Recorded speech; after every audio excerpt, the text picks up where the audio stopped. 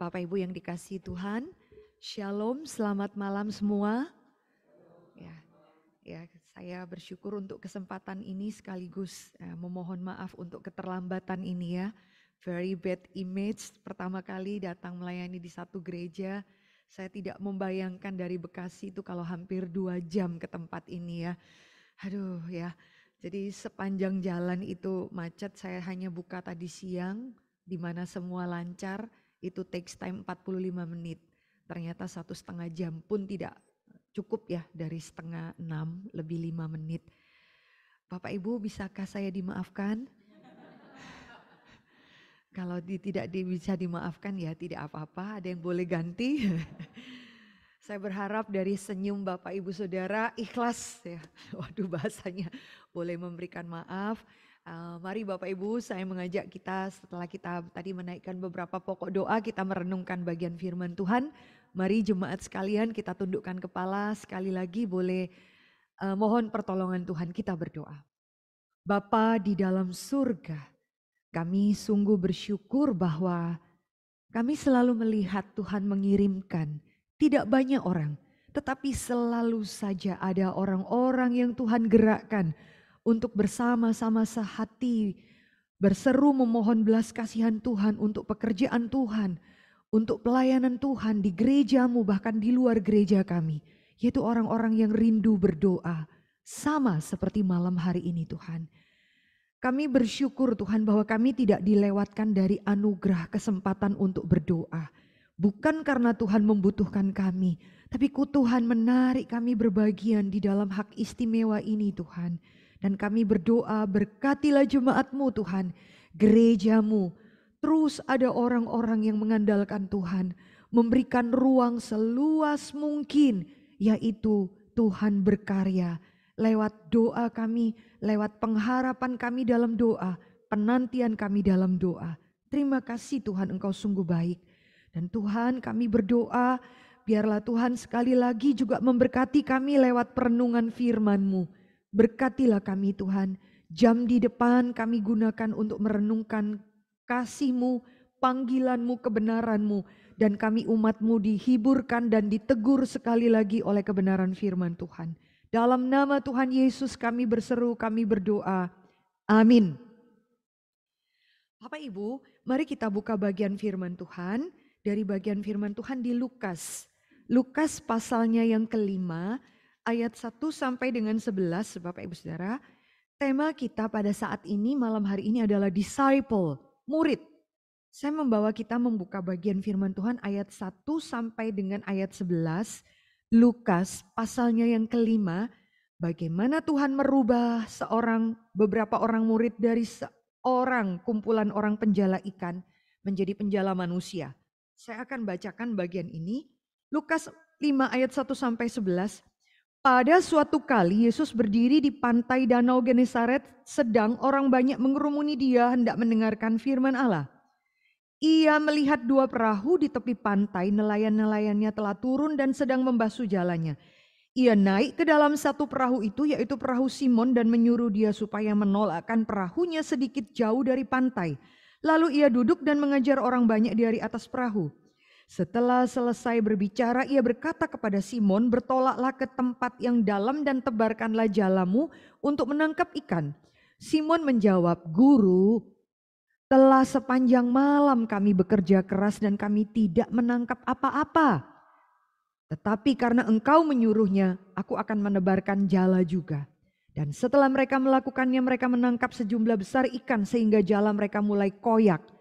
Lalu mereka memberi isyarat kepada teman-temannya di perahu yang lain supaya mereka datang membantunya, dan mereka itu datang lalu mereka bersama-sama mengisi kedua perahu itu dengan ikan hingga hampir tenggelam. Ketika Simon Petrus melihat hal itu, ia pun tersungkur di depan Yesus dan berkata, Tuhan, pergilah daripadaku karena aku ini seorang berdosa. Sebab ia dan semua orang yang bersama-sama dengan dia takjub oleh karena banyaknya ikan yang mereka tangkap. Demikian juga Yakobus dan Yohanes, anak-anak Zebedius yang menjadi teman Simon. Kata Yesus kepada Simon, jangan takut, mulai dari sekarang engkau akan menjala manusia. Dan sesudah mereka menghela perahunya ke darat, mereka pun meninggalkan segala sesuatu lalu mengikut Yesus. Terakhir masih di dalam Lukas pasal 9, mungkin sudah ratusan kali kita baca ayat ini. Bolehlah kita baca sekali lagi ayat 22 sampai 23, masih Injil yang sama, Lukas pasal 9, 22 sampai 23, 1, 2, 3. Dan Yesus berkata, Anak manusia harus menanggung banyak penderitaan dan ditolak oleh tua-tua, imam-imam, kepala dan ahli-ahli Taurat, lalu dibunuh dan dibangkitkan pada hari ketiga. Bersama-sama katanya kepada mereka semua, setiap orang yang mau mengikut aku, ia harus menyangkal dirinya, memikul salibnya setiap hari dan mengikut aku. Bapak Ibu, bolehkah tahu siapa di antara kita yang betul-betul jelas sadar bahwa dia adalah seorang murid Kristus yang sejati? Tema kita disciple, murid. Siapa yang betul-betul menyadari saya adalah seorang murid Kristus yang sejati? Bolehkah angkat tangan?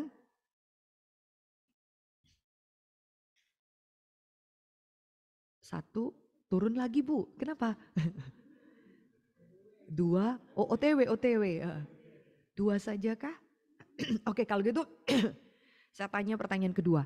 Siapa yang di sini yang orang Kristen? Nah, jadi lebih banyak ya. Langsung kompak ya, tidak tunggu 2-3 menit ya. 2-3 detik ya. Kalau gitu pertanyaan kedua, siapa yang di sini jelas dia percaya Yesus? Nah, langsung ya. Kenapa Bapak Ibu Saudara? Saya yakin ya yang tadi mengangkat tangan, siapa yang jelas dia adalah seorang murid Kristus, tidak berarti karena dia angkat tangan menunjukkan dia lebih baik daripada yang tidak angkat tangan.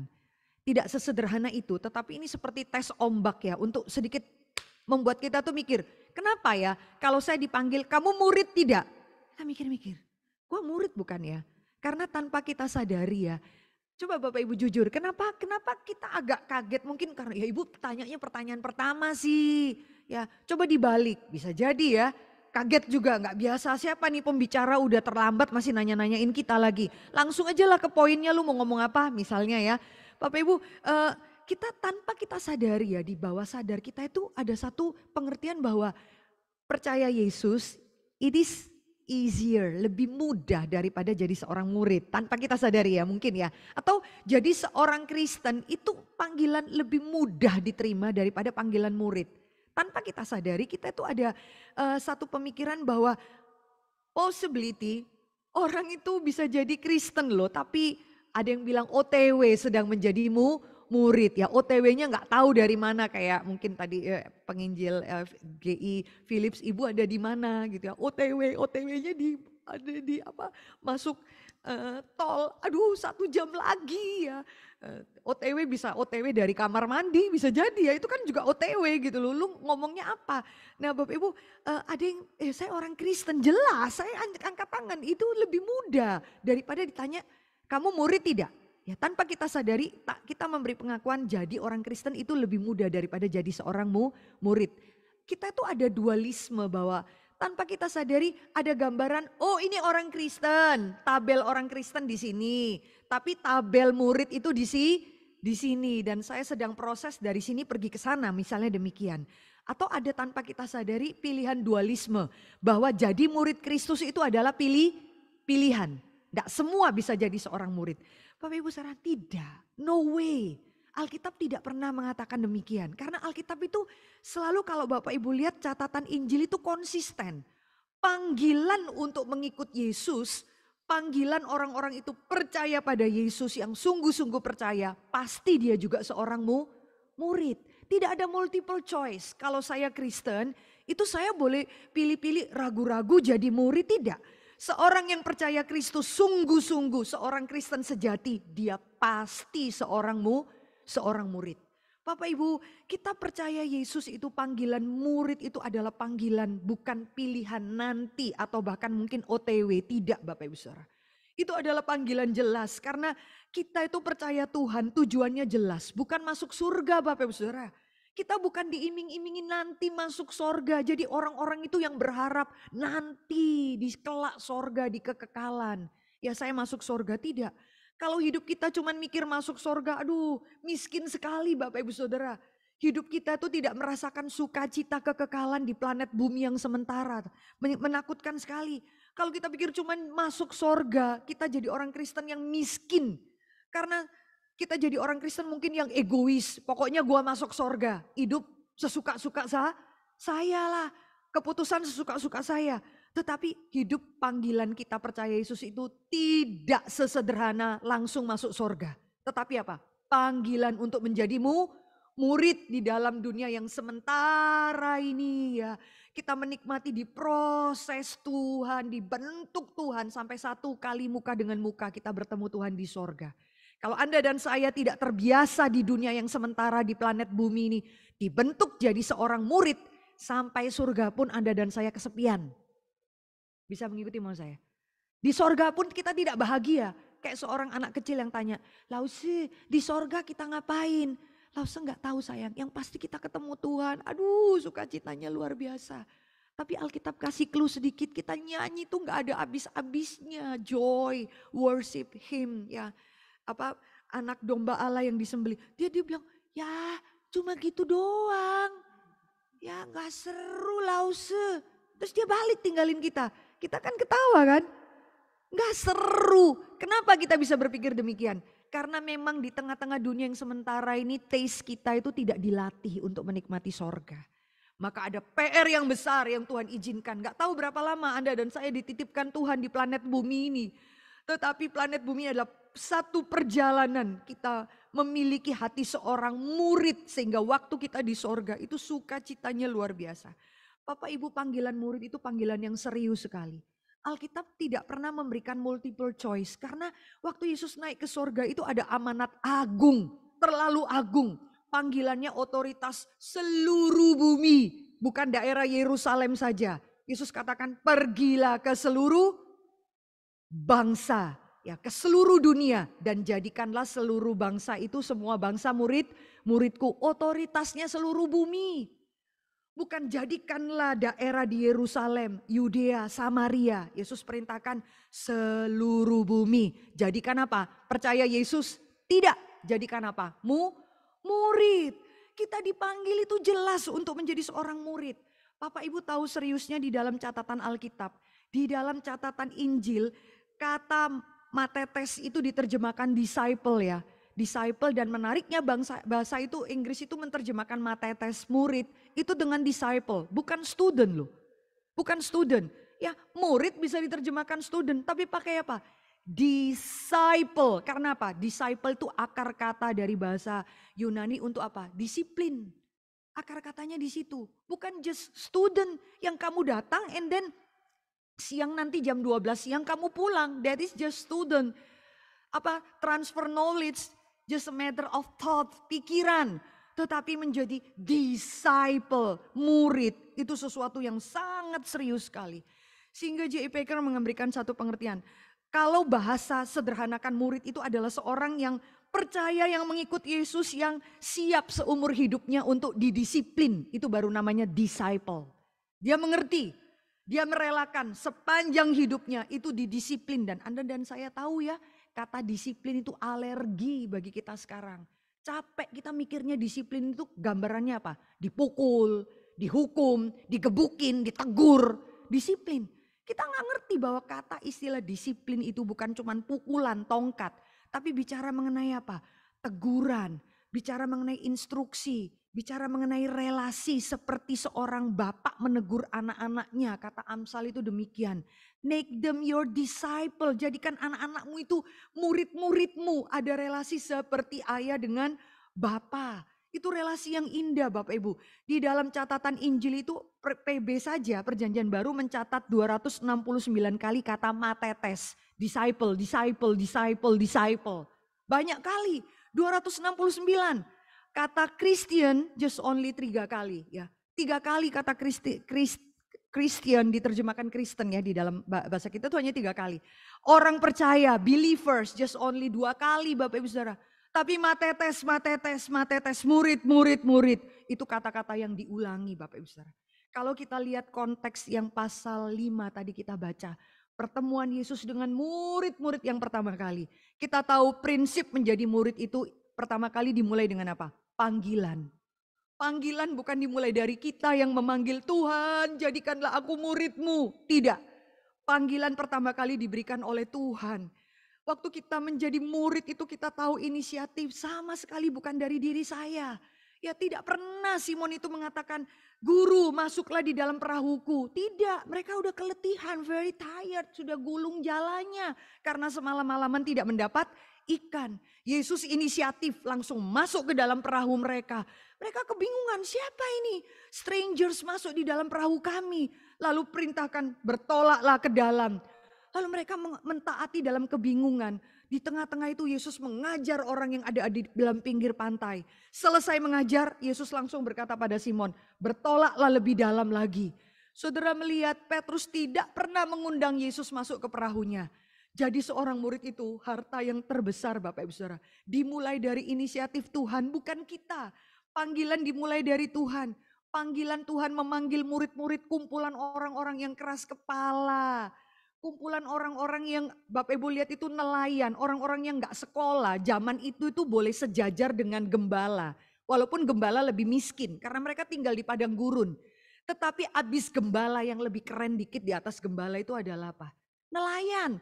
Mereka terbiasa orang-orang kasar pinggiran pantai, bau tubuh mereka.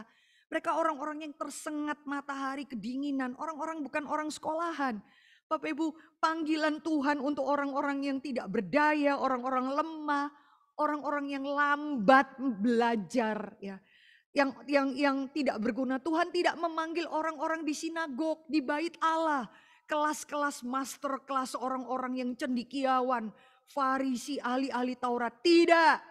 Tuhan keliling pinggir-pinggir pantai memanggil orang-orang yang mungkin dianggap sepele oleh orang pada umumnya. Tapi itu panggilan Tuhan, inisiatif Tuhan. Bapak Ibu Saudara, ingat bahwa bukan karena kebaikan kita. Kita bukan bilang Tuhan pilih saya ya. Kita bukan ikut idol apapun untuk berkata saya layak Tuhan. Karena saya dari kecil Kristen. Saya layak Tuhan. Karena dari kecil saya punya kepekaan. Saya rajin menolong orang. Tuhan tidak. Dan Tuhan tunjukkan. Satu mujizat yang pertama kali Tuhan tunjukkan untuk murid-muridnya. Bahwa apa? Waktu Petrus masih berdebat, kamu siapa? Kamu masih lebih muda dari kami semua mungkin.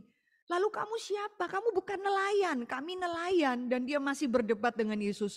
Guru, sudah semalam-malaman kami mencari ikan. Karena yang benar nelayan cari ikan malam. Lalu siang-siang kamu suruh kami tebar jala. Dan dia katakan, ya udahlah, gitu kira-kira. Malas gue berdebat. Karena kamu yang perintahkan, Oke lah, biar engkau senang lah, lihat ya, ngelawan nelayan lagi gitu. Mana bisa teorimu, nggak mungkin dapat nelayan. Kami semalam-malaman tidak dapat ikan. Saudara perhatikan ya, setiap hari dapat ikan. Lalu baru satu malam itu nggak dapat ikan. Apa itu nggak mujizat Bapak Ibu Saudara? Pernah mikirin enggak? Saudara selalu pikir mujizat itu kalau jalamu yang kering, yang kosong itu dapat ikan. Tapi saudara ada mujizat yang lebih membalikkan logika pikir kita. Biasa lu tiap malam dapat ikan. Kenapa sekarang tidak dapat ikan? Bukankah itu mujizat? Itu intervensi Tuhan. Untuk apa? Untuk tangkap kamu. Untuk taklukan kamu. Di sana ada intervensi Tuhan. Saudara pernah kamu memikirkan ada saatnya jalamu itu gak dapat ikan. Kau nangis sama Tuhan. Kau pernah mikir gak itu juga mungkin mujizat yang Tuhan berikan dalam hidupmu. Dalam hidupku. Untuk apa? Untuk memanggil kamu. Kita cuma pikir mujizat itu kalau Tuhan isi jala kita dengan ikat. Tapi ini intervensi Tuhan. Mereka berdebat dan mereka lemparkan jala itu dan Alkitab bilang jala mereka penuh hampir koyak. Mesti panggil perahu teman mereka dan angkat ikan-ikan itu dan dua perahu pun hampir tenggelam.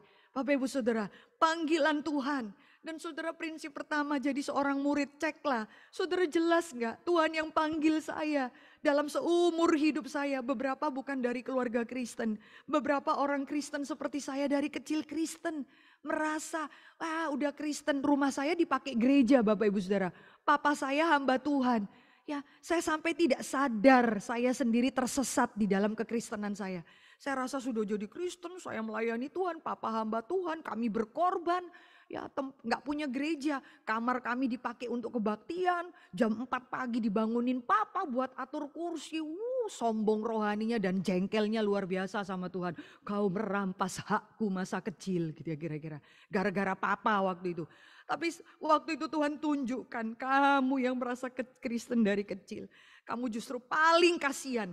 Justru orang yang di luar mungkin yang makan di kandang babi. Hatinya lebih dekat dengan Tuhan daripada Anda dan saya yang tubuhnya ada dalam gereja. Gambaran dua orang anak yang hilang. Maka Bapak Ibu Saudara, panggilan Tuhan itu membuat hati kita tersentuh. Kenapa? Karena panggilan Tuhan itu selalu dibenturkan dengan apa? Kesadaran ketidaklayakan diri. Itu baru murid yang sejati Bapak Ibu Saudara. Di dalam gereja itu ada ratusan, ribuan orang yang namanya Kristen. Tapi tidak semua seorang murid yang sejati. Saudara perhatikan ya. Tuhan itu punya ribuan orang yang ikut-ikut Tuhan. Kami mau mengikut Engkau. Yohanes pasal 14. Kami mau mengikut Engkau Tuhan. Tuhan langsung katakan kalimat pada mereka. Serigala punya liang. Burung punya sarang. Anak manusia tidak punya tempat untuk membaringkan kepala. Rontok. Langsung mikir mereka. Apa? Pikir-pikir lagi nih hitung-hitungan ini kalau mau ikut Tuhan. Walaupun Yesus berkata ikutlah aku. Langsung satu Tuhan boleh gak aku kuburkan papaku lebih dulu. Alasan Bapak Ibu Saudara. Saudara ngerti gak? Kalau papanya meninggal gak mungkin ada orang mau ikut Yesus. Kenapa? Pegang mayat yang orang mati itu menajiskan. Mereka harus 14 hari tidak boleh bertemu dengan orang. Makanya Yesus tegur orang-orang seperti demikian ya. Bukan karena Tuhan itu jahat tapi Tuhan tahu ya orang itu bicara itu satu kalimat. Tapi yang lebih penting adalah apa yang dia tidak bicarakan. Yang dia simpan dalam hati. Itu lebih menakutkan daripada apa yang dia katakan. Tuhan aku mau mengikut Engkau. Tapi boleh tidak aku kuburkan papaku lebih dulu. Bagus ya. Boleh kuburkan papaku. Itu yang dia katakan. Yang dia simpan adalah apa? Dia tidak pernah ingin ikut Tuhan sungguh-sungguh kok. Dia tidak pernah ingin Tuhan sungguh-sungguh. Maka Tuhan katakan biarlah orang mati menguburkan orang mati. Yesus memberikan kata-kata yang keras kepada orang-orang demikian. Bapak Ibu prinsip kedua ya. Kalau saudara ngerti panggilan yang Tuhan berikan dalam hidup kita. Itu selalu dibenturkan berjalan bersama-sama. Bukan dibenturkan, sejajar. Sorry ya Bapak Ibu Saudara. Dengan apa? Kesadaran ketidaklayakan diri. Coba cek Bapak Ibu Saudara. Anda yang sekian tahun jadi orang Kristen. Saudara, aku kenal Tuhan panggil saya. Momen Tuhan panggil saya. Pertanyaannya adalah apa? Di dalam perjalanan iman kita. Apakah terus ada kesadaran, saya ini enggak layak Tuhan. Saya enggak layak. Saudara perhatikan ya, Petrus itu bukan murid yang sempurna. Perfect seluruh hidup dia itu lancar, mulus, selalu lulus ujian. Tidak Bapak Ibu Saudara. Dia pernah menyangkal. Tetapi biarpun di dalam segala kelemahan dia mulai dari starting point yang sangat indah, sangat baik. Waktu dia jelas Tuhan panggil dia untuk merubah dia dari penjala ikan menjadi penjala manusia. Waktu dia melihat apa jalannya penuh dengan ikan, dia langsung tersungkur loh Bapak Ibu Saudara.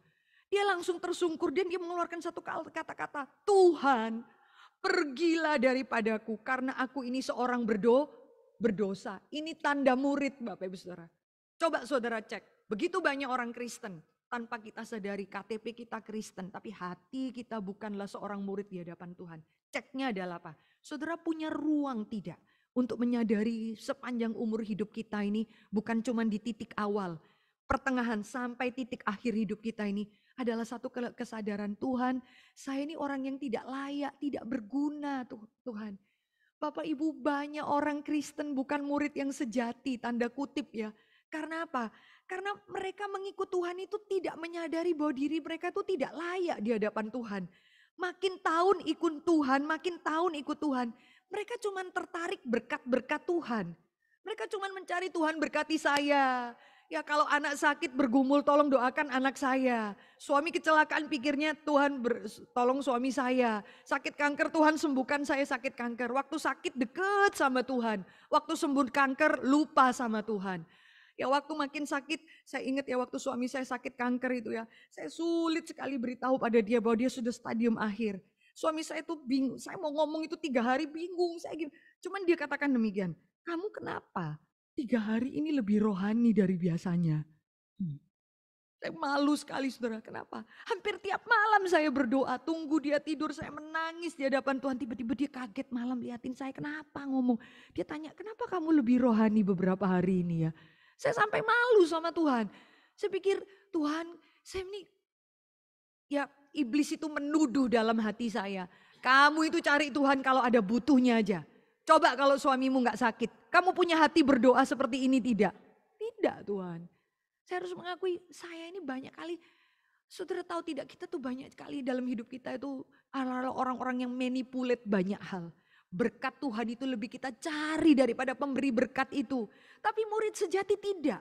Ketika dia melihat berkat Tuhan itu dia tidak lagi tertarik pada kumpulan-kumpulan ikan itu. Padahal dia sendiri udah keletihan. Tuhan sepanjang malam kami tidak dapat ikan. Udah stres, pikirannya adalah apa? Dapat ikan segala-galanya. Dapat ikan bisa ada uang, dapat ikan, dapat ikan. Dan Tuhan kasih dapat ikan, perahunya hampir tenggelam dan dia tidak lagi tertarik pada ikan-ikan itu. Itu the true disciple. Coba saudara cek. Apakah saudara masih begitu tertarik dengan hal-hal yang berkat-berkat seluruh isi dunia ini? Bapak Ibu kadang-kadang di gereja itu memberi makan kepada keegoisan kita, kedagingan kita. Cari Tuhan supaya ini, supaya itu, diberkatilah. Supaya dapat ini, supaya dapat itu. Saudara perlakukan Tuhan itu seperti berhala-berhala di dunia ini. Saudara pergi kepada berhala-berhala itu, sembah-sembah, lalu kasih saya kenyamanan, lalu dengan instan, kasih saya kelancaran. Tuhan perlakuan Tuhan seperti berhala. Saudara, hal-hal seperti demikian, coba saudara pikirkan. Kenapa orang seperti Petrus itu bisa berkata, Tuhan jauh-jauh jangan dekat-dekat padaku. Karena apa? Karena saya tidak layak menerima kebaikan-Mu ini Tuhan. Saya orang berdosa. Saudara terus seumur hidup kita sampai kita mati, kita minta pada Tuhan beri saya ruang seluas mungkin untuk menyadari. Kalau saya dengar panggilan itu langsung saya sadar saya tidak layak Tuhan. Siapa saya? Bahkan saya tidak layak mendapat semua kebaikan Tuhan. Saudara dan saya coba pikir, kalau kita sakit, kalau kita kecelakaan, saya selalu menemukan jemaat yang nanya, kenapa saya Bu? Kemarin mengubur seorang sahabat kami, suaminya meninggal. Kenapa harus suami saya yang meninggal? Aduh saya tahu Bapak Ibu Saudara, orang kalau lagi berduka, itu kata-kata sia-sia seringkali keluar dari mulut kita untuk mengungkapkan emosi kita. Ya tapi lalu saya bingung, kenapa harus suami saya? Ya, di sorga sudah banyak orang kudus, kenapa Tuhan kena ambil suami saya? Buat apa? Kenapa? Saya tidak bisa jawab saudara kata-katanya. Tapi pertanyaannya adalah, saudara waktu kita susah, kita tanya kenapa Tuhan ambil saya? Seolah-olah Tuhan itu yang ngerampok suami, anak, harta kita. Ya kalau Tuhan mau bilang itu, yang loh kalau saya ambil boleh enggak? Kan saya titip sama kamu, kenapa kau ambil? Kau merampokku, jadi sampai katakan Tuhan itu ya mengambil milik yang paling kusayangi, dia meratap suaminya. Loh. Terus kita bilang, sampai dia bilang, Tuhan itu ya seperti merampok saya, dia pukul-pukul. Terus saya kayak, loh Tuhan merampok kamu, ya kamu yang merampok Tuhan. Tapi saya gak berani ngomong gitu ya.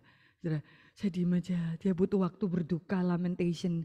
Habis selesai 3 hari ini masih nangis-nangis. Tuhan kenapa ambil? Loh Tuhan ambil punyanya sendiri ya, kamu harus kembalikan. Kemarin saya baru beranikan diri berdoa. Kalau kamu gak berani kembalikan yang punyanya Tuhan, ya kamu yang rampok, tanda seru. Gak tahu abis gini masih mau ke gereja atau enggak. Tapi perlu dapat shock terapi seperti ini. Saudara kalau tidak sadar ya, waktu kita itu susah, kenapa saya? Tapi kalau kita dapat berkat, kenaikan gaji, kesembuhan. Saudara mau tanya enggak? Kenapa saya? Berani enggak? Kurang kerjaan ya? Saudara kayak sakit jiwa aja Bu. Gitu. Loh, you're not fair. Giliran baik-baiknya kita enggak tanya. Siapa kita harus disembuhkan? Saudara kami itu di dalam jajaran hamba Tuhan. Saya melihat ada rekan suami saya yang sakit kanker. Orang yang kami sangat sayangi dan kami mendapat teladan dari dia. Sama-sama sakit kanker dengan suami saya, Pendeta Amin Chung. Dia dipanggil Tuhan lebih dulu, suami saya diberi kesembuhan sama Tuhan. Apakah karena suami saya lebih baik daripada hamba Tuhan rekannya? Tidak, tidak demikian. Saudara kenapa enggak? Saudara perhatikan ya, kenapa kita enggak berani nanya, Tuhan kenapa saya yang sembuh Tuhan?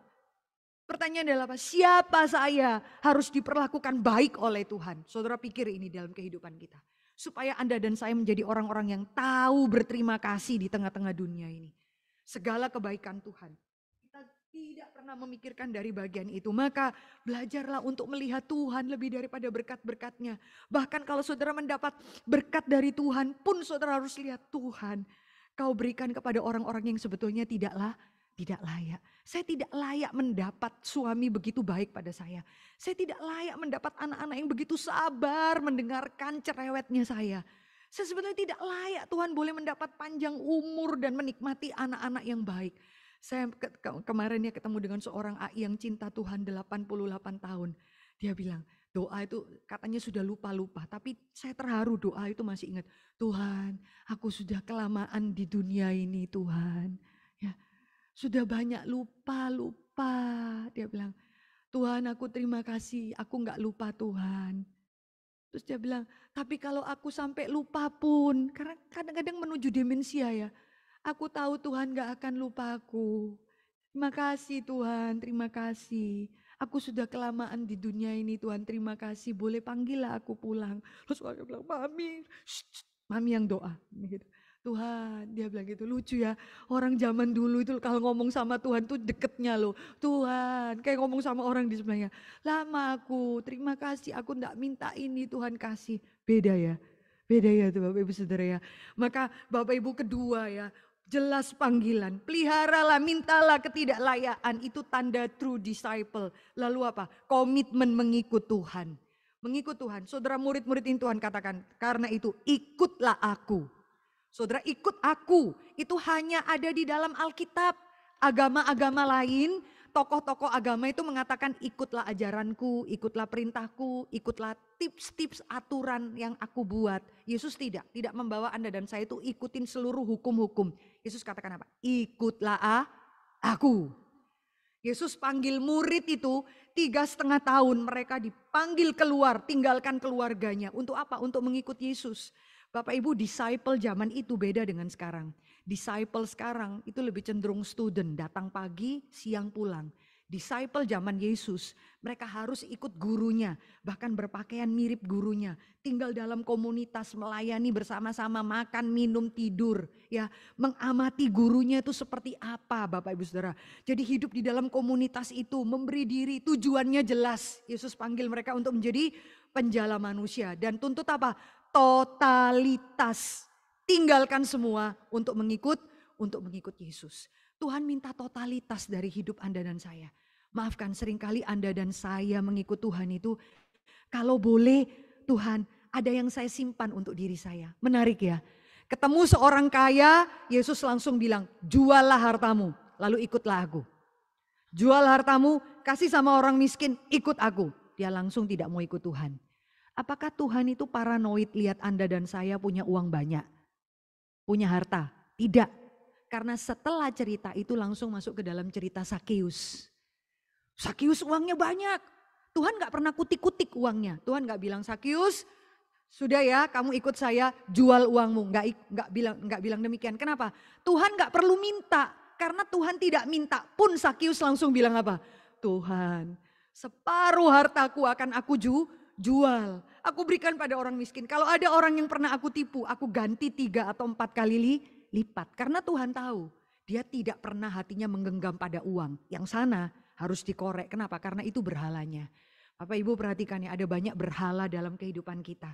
Dan kalau lihat Lukas pasal 14, berhala paling besar dalam kehidupan kita, terutama perempuan, yaitu apa? Keluargamu dan keluargaku. Anakmu, anakku, itu berhala luar biasa. Aku kuburkan orang tuaku dulu ya. Aku pamit pada keluargaku dulu ya. Itu yang paling bikin kamu dan saya sulit jadi murid yang sejati. Kamu lihat anakmu, kamu lihat istrimu, kamu lihat keluargamu. Bahkan seorang bapak jadi liturgis di satu gereja, Bapak Ibu Saudara, jemput saya. Anaknya kecil 2,5 tahun nangis, papi, don't go away. Dimarahi papanya gak boleh keluar dari pintu itu. Papanya bisa bilang, Ci sorry ya berangkat duluan ya. Saya nanti pikirkan kalau bisa saya nyusul. Kalau kagak keburu nanti ada yang ganti saya. Kenapa Pak? Takut sama anaknya itu loh yang pegang di kakinya. Saya bilang ini anak mafia kecil ya. Otoritasnya dalam rumah ini luar biasa dia. Sampai seorang bapak yang mau pergi pelayanan mendidik keluarganya. Harta terbesar dan tuan paling utama dalam keluarga kami bukanlah Tuhan. Tapi kamu nak. kira-kira demikian ya. Lalu si papa itu mencari orang lain, telepon cepat-cepat, saya yang khotbah untuk gantikan dia liturgis. That's it Bapak Ibu Saudara. Komitmen totalitasmu tidak di hadapan Tuhan dengan sungguh-sungguh. Maka Bapak Ibu Saudara, tiga hal ini dalam kehidupan kita. Kita seringkali receh kasih sama yang Tuhan itu sisa-sisa waktu. Tapi kita lihat murid-murid ini langsung balik belakang tinggalkan keluarganya. Saudara, Tuhan tidak sampai suruh kamu dan saya tinggalkan keluarga, tinggalkan pekerjaan. Tapi koreksilah dalam diri kita lah. Koreksilah saudara. Berapa uang yang kamu berikan dengan Tuhan sungguh-sungguh. Dengan berapa kita kalau makan setiap hari dengan keluarga atau menjamu tamu. Kita bisa makan 500 ribu, 700 ribu. It's gonna be okay. Sama Tuhan mungkin begini sekali. Sederhana ya Bapak Ibu saudara. Waktu retreat saya kelaparan, habis sesi 3 sesi 1 hari saya kelaparan, saya malam itu jam 10 mau bikin mie instan. Tiba-tiba ada satu anak sekolah minggu, Lause buat apa? Lause mau bikin mie goreng ayam. Oke, aku juga mau, aku lapar. Lalu buka lah itu, pilihannya kan macam-macam Mbak Biso. Mie rasa ini, pedas sedang, pedas ini sedang, lalu pedas mampus juga ada di situ ya kira-kira. Tingkatnya itu pedasnya, kamu mau yang mana? Terus aku mau mie bakso Lause, oke duduk ya, mie ayam bakso, oke. Dia liatin saya masak gitu ya, kan direbus kan ya Bapak Ibu Saudara ya. Terus dia bisa tanya, Lause buat apa? Diem nak, Lause buat mie goreng ayam. Terus dia bilang, mie goreng kok direbus? Aduh, tenang. Saya baru tahu loh ada anak itu enggak pernah lihat mie instan dimasak gitu ya. Memang dia TK ya. Itu dia masak-masak. Terus dia kan mie baksonya saya kasih pada dia. Dia korek-korek loh pakai sumpit itu. Dia tanya, baksonya mana? Gitu ya kira. Itu nak baksonya. Baksonya itu yang dipotong-potong segede kuku itu loh Bapak Ibu Saudara. Kuku-kuku kita itu yang potong kotak-kotak ya saya bilang. Itu baksonya. Dia goreng-goreng. Mana baksonya Lause? Dia tanya, itu nak mie ayam bakso. Terus dia bisa bilang gini loh, nggak usah makan mie kata mama mie instan ini nggak sehat, buat Lause aja. Langsung dia kasih, terus dia pergi, bye Lause, good night. Dia pergi, dalam hati saya, ngomong kayak dari tadi. Saya ambil baksonya, tapi tiba-tiba klik loh, Tuhan ingatkan saya itu satu kebenaran apa? Mercy. Tuhan ingatkan saya, lalu lihat saya, iya Tuhan, selera saya itu rendah. Hanya dengan makan mie yang ayam essence, kagak ada ayamnya. Mie bakso, kagak ada baksonya. Cuma essence, perasa bakso kan. Saya udah GR, saya makan mie bakso. Tapi seorang kecil katakan, gak level ya. Gitu. Gua gak level, buat Lause aja. Saya baru tahu besok paginya kalau emaknya itu yang punya satu restoran besar di Surabaya, Chinese food. Ya, jadi dia mungkin tuh udah terbiasa lihat mamanya tuh masak capcay, bikin mie, ada kekian, ayam, telur, cipratan kecap asinnya yang dari tubuh emaknya mungkin. Wah ada hijau, ada wortel, ada semua. Jadi waktu dia lihat mie goreng, baksonya mana? Dia langsung bilang, enggak buat Lause aja. Dia pergi. Kenapa? Standarnya tinggi. Dia mau mie goreng itu lengkap. Ada ayamnya, ada telurnya, ada dagingnya. Itu baru layak disebut mie goreng. Bagi orang-orang yang tipe kayak saya ini ya mendapat wangi bakso aja. Udah bilang apa, saya makan mie bakso. Tuhan bilang kamu tuh seleranya rendah. Kamu pikir kamu mengasihi Tuhan. Saya tahu kamu cuma berasa mengasihani Tuhan. Mengasihi Tuhan. Tapi kamu tidak totalitas mengasihi Tuhan. Maybe anakmu, maybe keluargamu, maybe kesehatanmu lebih kamu cintai lebih daripada Tuhan. Bapak Ibu sedikit ya, 2 tahun ini saya kena cancer. Suami istri kena cancer. Ini rambut baru tumbuh, seluruh proses itu sangat menyakitkan. Membuat kepala saya botak dan lain sebagainya. Satu kali ketika tubuh ini sangat sakit Bapak Ibu, sangat kekeringan. Saya nangis sama Tuhan, saya protes Tuhan, it is hurts, saya kesakitan Tuhan. Tuhan baru ingatkan saya, jikalau kamu lewati semua itu tetapi mendapat pemeliharaan kehadiran saya, lebih dari apapun kamu mau enggak? Waduh sakit. Saya titis air mata. Dan saya jawab, saya mau Tuhan. Saya mengaku pada Tuhan, Tuhan Please forgive me, karena apa? Karena saya terlalu cinta tubuh saya. Saya terlalu sayang badanku lebih daripada Engkau Tuhan. Pada waktu dengar sebagian tubuh saya dioperasi sekian, it is hurt, saya nggak mau kehilangan itu. Bahkan mungkin kalau kita mau jujur, kita lebih pilih kehilangan Tuhan daripada tubuh kita. Tapi hari itu saya dipulihkan Tuhan lebih luar biasa. Tuhan, saya takut sekali kehilangan tubuh saya. Makin jelek, makin hitam, makin kesakitan, gundul, habis semua. Tapi saya lebih takut kehilangan Engkau Tuhan daripada tubuh ini. Dan disitulah saya baru bisa tidur nyenyak. Saya bisa tidur dengan nyenyak sekali tanpa minum obat-obatan yang disediakan oleh dokter. Ketika saya mengatakan, Tuhan, aku lebih mengasihi Engkau dan lebih daripada apapun. Tubuhku sakit, aku takut Tuhan, sedih, tapi aku lebih takut kehilangan Engkau. Maka setelah melewati semua itu, seluruh kehilangan-kehilangan ini menjadi sepele. Asal aku tidak kehilangan Engkau. May God bless us. Menjadi true disciple di tengah-tengah dunia ini. Bahkan Tuhan berikan tuntutan yang tinggi. Kamu harus sangkal dirimu, berkata tidak pada keakuanmu. Pikul salib dan mengikut aku setiap hari. Maukah engkau? Kiranya Tuhan memberkati kita menjadi murid-murid yang sejati. Di tengah kumpulan orang-orang Kristen yang duduk manis. Biarlah mata Tuhan melihat ada kesejatian dalam dirimu. Bukan karena kamu lebih hebat, lebih melayani, lebih gagah kuat dari orang lain. Tapi kamu selalu punya ruang yang besar untuk mengakui you are unworthy servant. I am just unworthy servant. We are deserve nothing. Dan kita punya hati yang totalitas mengikut Tuhan lebih daripada apapun. Suatu hari kelak suami akan meninggalkan saya, istri, anak-anak akan meninggalkan saya, bahkan gereja akan sangat mengecewakan saya. Saya tinggal sendirian dengan Tuhan. Is it okay for you? Kalau itu not okay for you, maka apapun di dunia ini yang mengisi hatimu, pasti not really okay. Gak akan ada yang bisa oke dalam hati kita. Karena apa? Gak ada yang lebih besar daripada Tuhan, bukan? Kiranya Tuhan memberkati kita. Mari kita tunduk dalam doa, kita masuk dalam doa. Saya tidak mengenali beberapa orang dalam ruangan ini.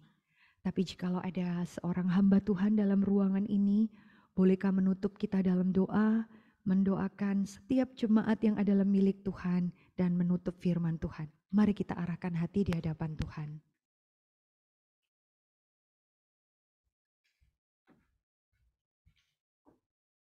Mari kita berdoa bersama. Kami bersyukur ya Tuhan, kalau pada malam hari ini kami boleh bersama-sama mendengarkan firman-Mu.